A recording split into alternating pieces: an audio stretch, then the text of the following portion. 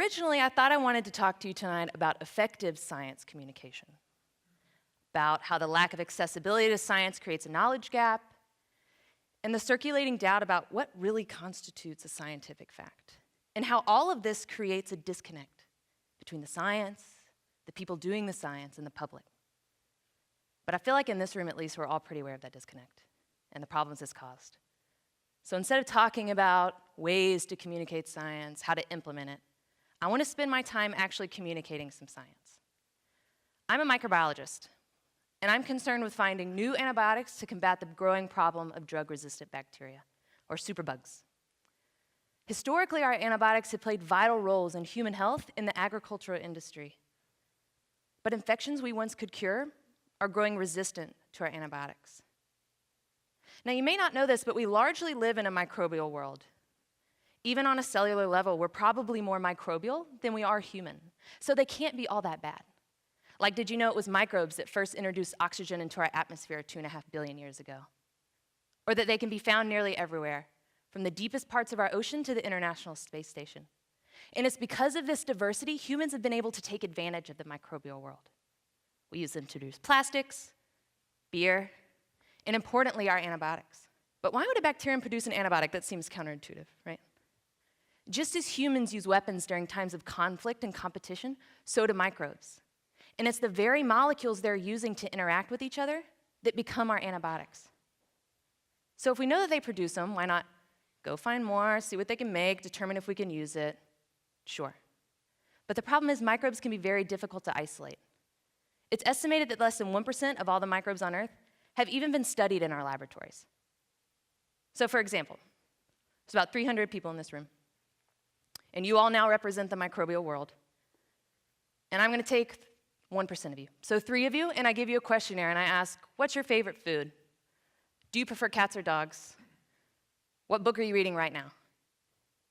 Everything I know then about this room, so the microbial world, is based on what those 3 people, what that 1% has told me.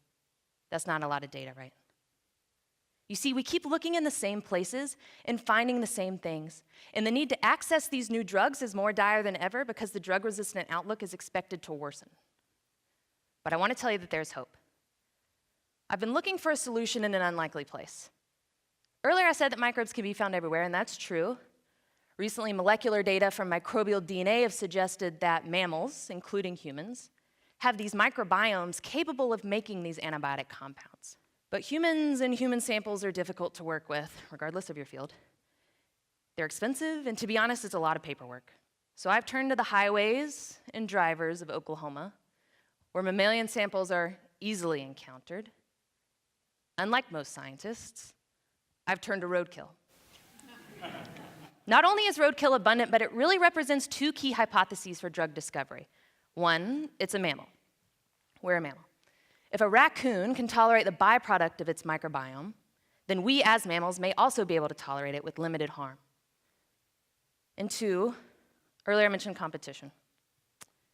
When an animal dies, the physiological factors regulating that microbiome no longer function. This means that if a microbe has a competitive advantage, say the ability to produce an antibiotic, it can outcompete others, increasing our chances of detecting it. So I go out, casing the highways of central Oklahoma for fresh roadkill, and I prepare to swab it. Now, up until this point, I have not told you exactly what I'm swabbing, but we are mainly interested in the gut, which means I swab the rear orifice. So, back in the lab, I can grow these up on a plate, separate them from other microbes, and screen each one individually for the production of an antibiotic. And what we hope to see is this. And what I've done is I've etched in that X my microbes of interest on top of one of these drug-resistant pathogens. And hopefully we see these clearings because what that means is my microbe is producing some chemical that's inhibiting the growth of that pathogen. Now, this drug discovery pipeline is not new, nor is it nearly as simple as I made it seem, but often in the early stages of drug discovery, scientists are trying to apply some sort of innovation. And it's been promising. We've been able to identify some potential new antibiotic compounds by being a little creative or really just desperate. And now we can ask these larger questions about what's the advantage of producing that antimicrobial? Or how do interactions within that community affect the production of that antimicrobial?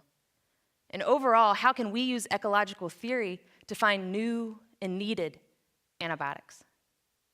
So that's where I want to leave you. I hope I've made science feel a bit more accessible and that you've learned something new. I especially hope that I've broken down a barrier for you to ask a scientist what they do and why they do it, because more often than not, you're not going to shut us up about it. Science and being a science is simply being curious, methodically and empirically curious, but curiosity is something that we all possess. So I hope I've engaged your curiosity, and that for tonight, you drive away, let me know if you hit anything, knowing a bit more than when you came in. Thank you.